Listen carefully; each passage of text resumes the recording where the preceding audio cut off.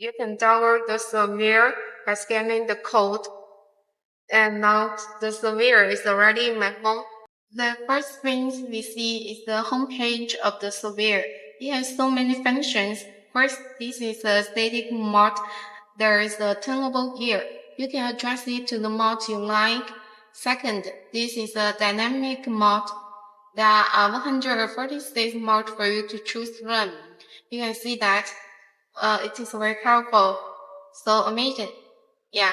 And third, this is a music mode. You can import your favorite music, and the lines will follow the length of the music. Let me show you.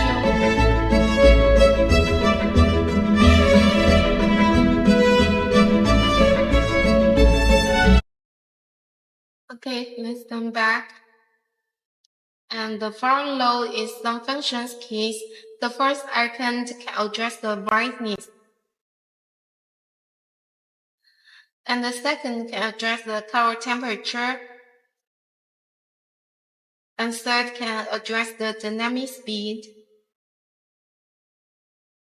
Yeah, that's finished. Thank you.